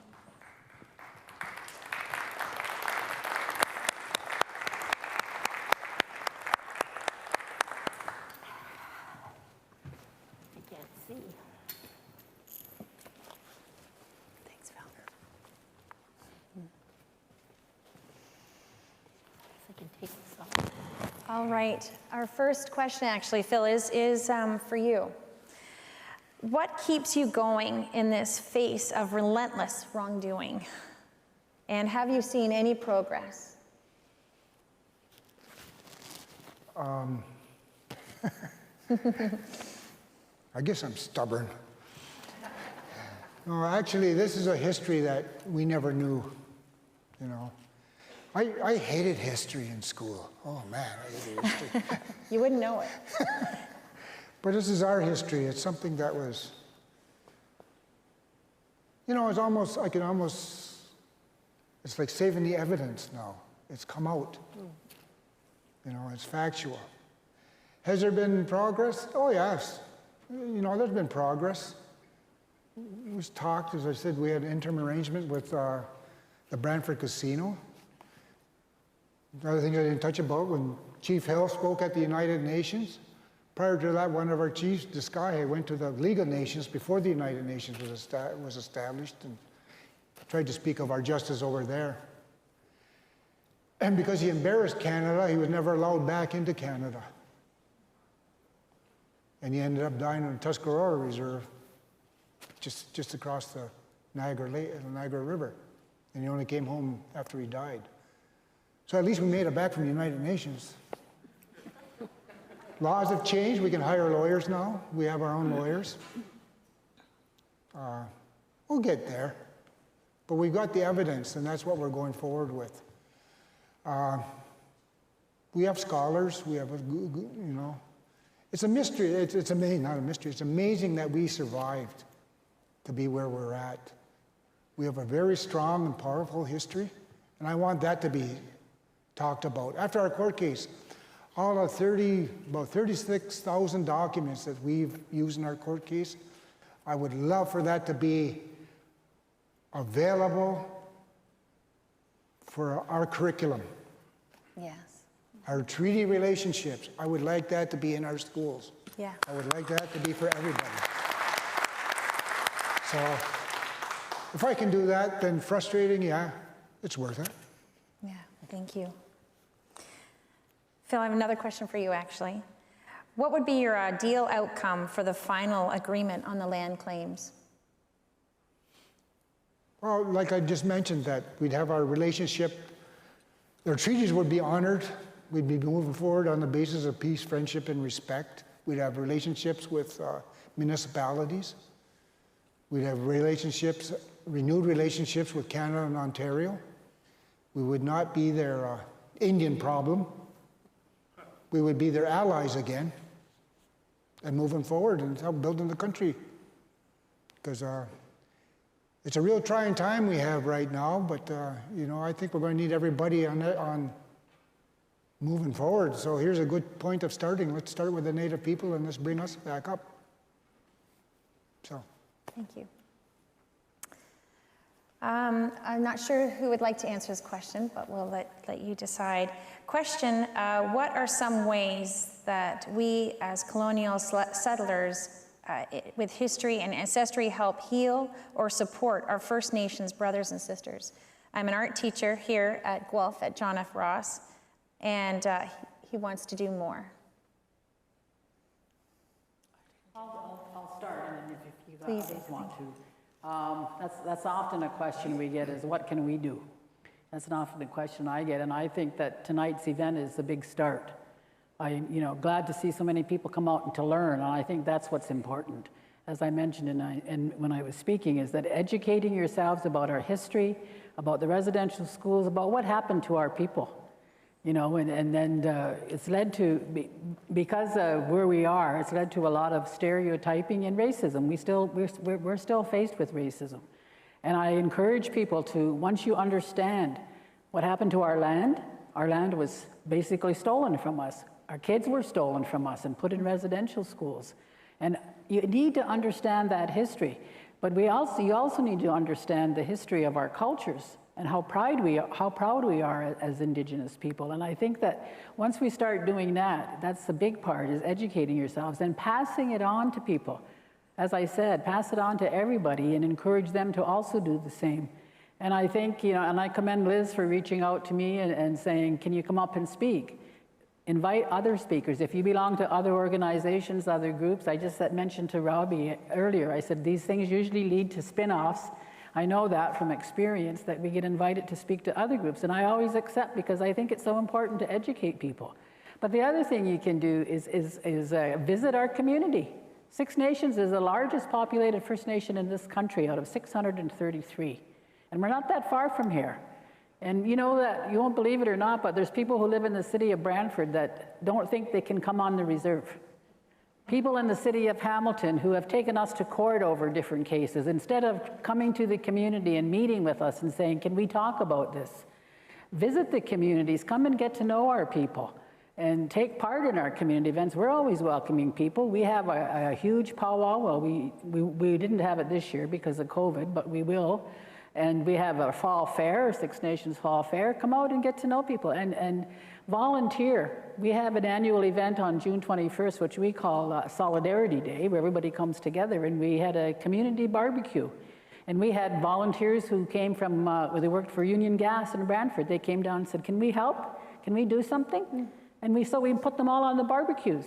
Those kinds of things. And as I said, just get to know people. And the other thing is ask questions.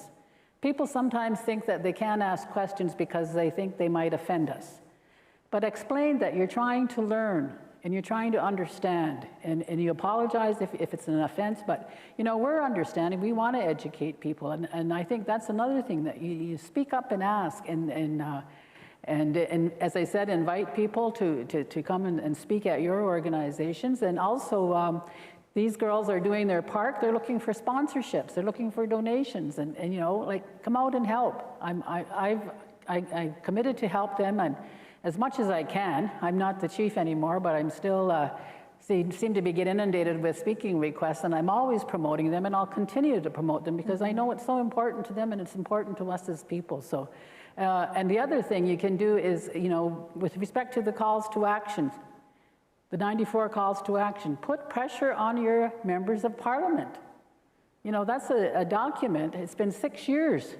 6 years. We had the Royal Commission on Aboriginal Peoples report that was done 20 years ago. There were over 200 calls to action in there. We've got the Missing and Murdered Indigenous Women's Inquiry. There's over 200 calls to action in there. Like, we've been studied to death, but we need people to take action. You know, we can't just say, well, we'll look into it. I have to commend CTV Canada, Your Morning. I don't know for those that watch it, but for the last 80 days, they've been every day looking at each call to action in that Truth and Reconciliation Commission and reporting on it. I think this morning they were at 78 or 79. But, you know, just do that and read those studies and find out what they can do. And as I said, you know, just pass the information on to other people and encourage other people to also learn. Because as I said, if we start understanding each other, I also encourage our own people to learn about other people's cultures. Because once we start learning more about each other, then maybe we can get rid of some of that discrimination and racism and start learning to have peace and love and friendship and respect amongst us, as was originally in that original Turo. Thank you. Thank you. Thank you, Eva. I'm curious about the reintegration. So this is for Don and Roberta. With the integration with your Indigenous identity, what was it like to come out of that space that actively suppressed your culture, and your journey to come back in valuing and owning your Indigenous identity? I think I've heard you right. Yeah, I would say that it was like when you're in residential school, and we went to 3 different foster care homes after that. So from age 6 to 18, I was in care. And I didn't know, I knew where I came from.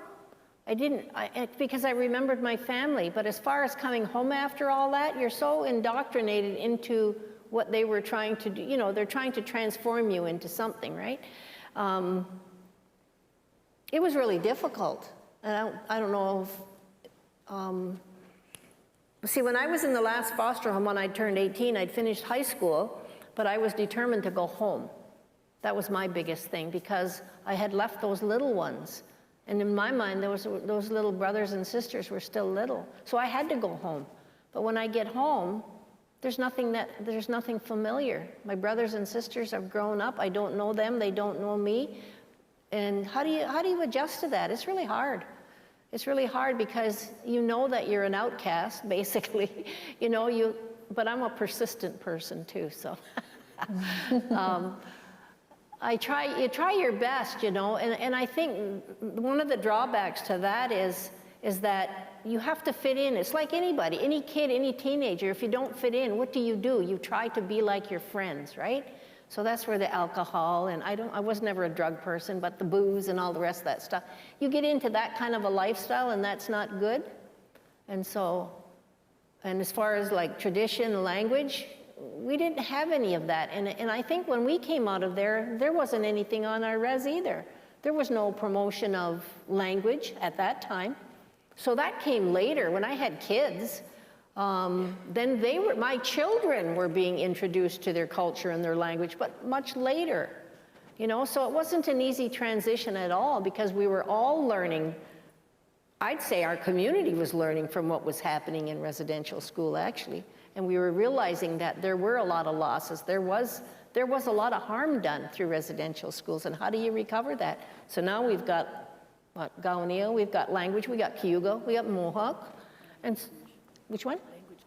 Yeah, Language Commission. There's all kinds of help out there now so that your kids they'll know who they are. They should know who you're born into a nation. Why should you not have your identity? Why should you be somebody else's likeness when that's not really who you are? So it was difficult, but I did manage. I did manage. I don't know the language, but I certainly stayed home, and it took me a lot to stay home. I stayed home and raised my kids there because that's where I belonged. That's the only life I knew before the residential school, and that's where I wanted to be. So I just had to work my way through all of the downfalls and all the rest of that stuff, pick myself up, and I did it. Incredible. So here I am. Incredible. Is Geronimo's dream part of the park? Geronimo's dream. You mean Geronimo Henry? What's that, sorry? He was trying to, well, he does definitely work for Save the Evidence, I know that, but he's also trying to collect all those names of the different children that went there and the years they went. And I know that he's trying to put up a memorial wall, and we've discussed that with him. Okay. Whether it goes in our park or whether it goes someplace on the grounds, because it all belongs to 6 nations. Right. And when everything is done, it's still all 6 nations. Right. And so that, I guess we were just discussing where maybe to put that wall so that you don't detract from it, but you don't want it vandalized by some people, because that's happened. And that's where we are. That might be his dream. I'm not too sure what his dream was, but I know he's working on that. Okay. And the other question is, what influence did Augustus Jones and his family have on these lands? And I think that's for you, Phil. I think that question came in while you were speaking. Augustus Jones, well, he was a surveyor that was actually supposed to finish laying out the survey of the Haldeman tract from Fergus north. And he wanted more money. Well, 6 nations paid him, but the Crown basically put a halt on him right then and there. And that's one of the reasons why I showed you that area of land between the blocks of land, Block 1 and Brantford Township, that there is nothing in that strip. Mr. Jones had surveyed out tract of land within that for himself. So he also, he worked with 6 nations, and also he took care of Augustus Jones at times. I hope that's a good answer to that question. It's about the best I can give, I don't know. Okay, how unified are all of the Indigenous peoples of Canada, for example, the Anishinaabegans and Mohawks, et cetera, in actively pursuing reconciliation?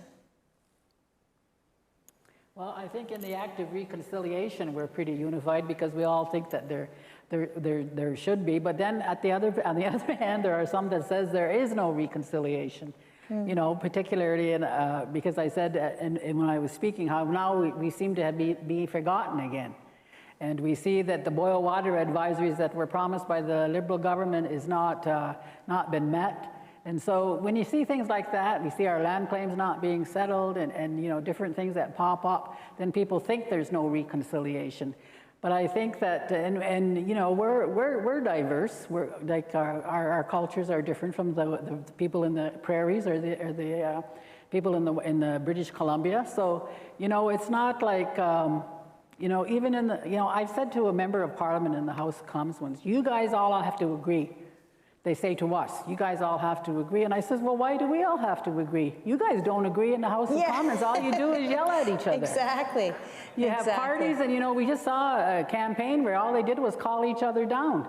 So why do we all have to agree? We're a society on ourselves, and we have differences and different beliefs as well, and different ceremonies and different traditions. So, but when it comes down, and one thing that I think that really unified us, I mentioned that the role of the mandate of the residential schools was to assimilate us and to kill the Indian and the child.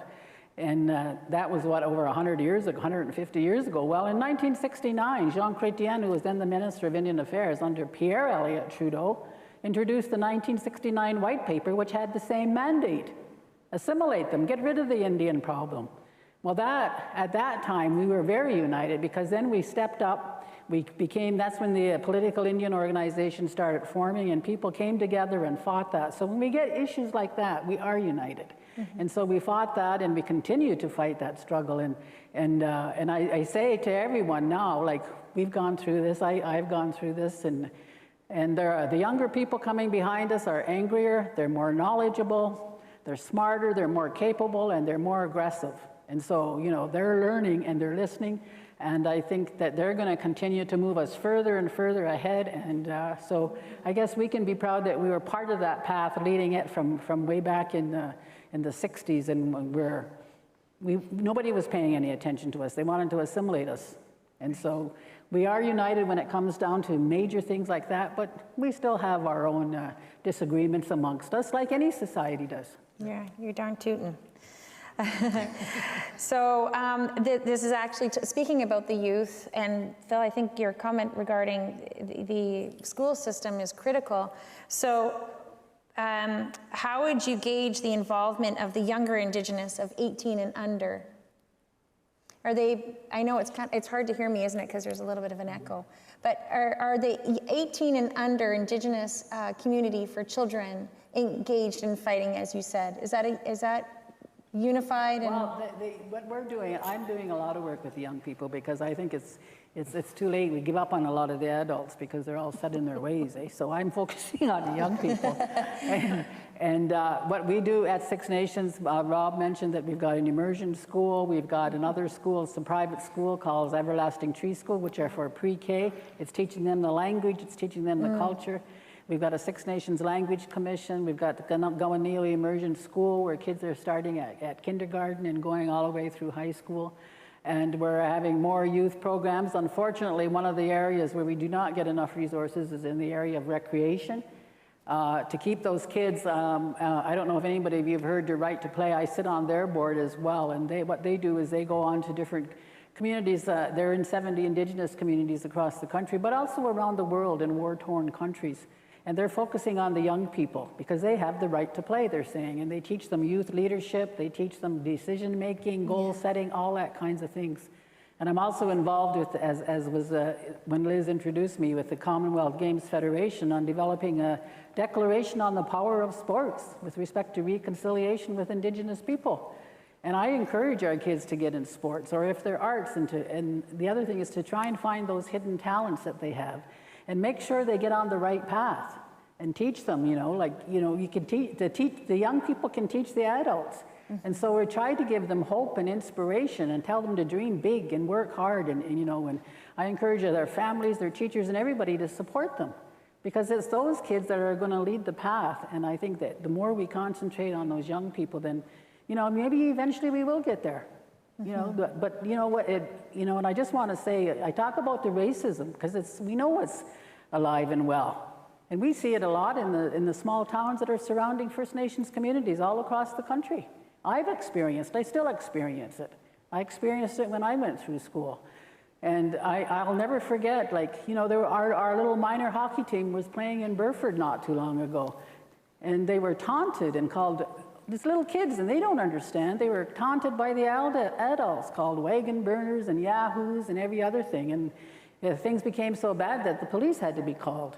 And that was, 3-4 years ago. So, we've got to teach the kids, but that's why I said some of the adults you can't help. But if we teach the kids, then I think it's incumbent upon all of us, if we have children especially, to teach them to learn the history, to teach us, learn about our culture and our pride. And unfortunately, we get certain leaders around the United States and other parts of the world that are promoting this kind of stuff. So it's up to us, I think, as to see, I think, as I said, an improvement in behaviors and understandings and attitudes. So I think we just keep working with the young kids and giving them that hope and inspiration. And we're trying to do that in our community by giving them that identity back that was taken from them. And tell them they can be whatever they want and that they're important and that they matter. Yeah. And that's education across all of our school systems so that all children are educated and so they can be supported. Yeah, thank you. We're going a little bit over, so there's no more questions on my phone here. So on behalf of all of the people here today and the people that are live streaming and that are going to be watching this on a recording, because there's all sorts of different methods, we would like to thank you so much for sharing your wisdom and stories and your hearts with us this evening. We can't really thank you enough, but really, I think we all heard you loud and clear, and how we can thank you is by becoming educated and passing it on to our family and standing with you. So, and I know there's wonderful facilities of the art show at Woodland right now, which a friend of mine, I think she's here, we're going in a couple of weeks, so just to keep going to those, which is great, and then following on social media, and we want to follow along with you with the garden, and we're not going to forget about that, and we'll keep working with you to raise funds here, and we're all with you. So just a few reminders. So just please donate. You've got the, whatever those called, those codes, the whatever you put your phone on it, you can press a button and donate. And there's a box outside, and then you can also donate online. Please donate. This is the way that we can share our gratitude.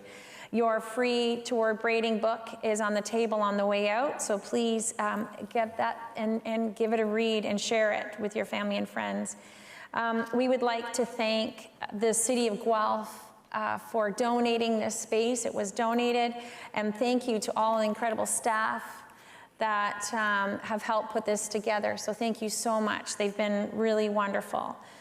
Thank you for all coming out. It's really wonderful to see your faces, and even though we wish we could fit another 300 people in here, it was wonderful to get 100.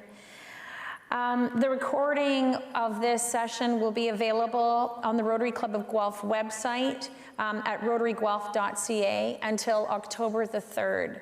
So again, you can share that link with your family and friends so that they can experience what you did this evening. And we'll visit Mohawk and make sure that, again, we're following along with your journey. We need to get that done and work with you to get that done. Thank you, everybody. I think that's about it. You know all the COVID protocol. I'm not even going to say it, but thank you so much for coming. We really appreciate it. And let's please thank our speakers for this evening.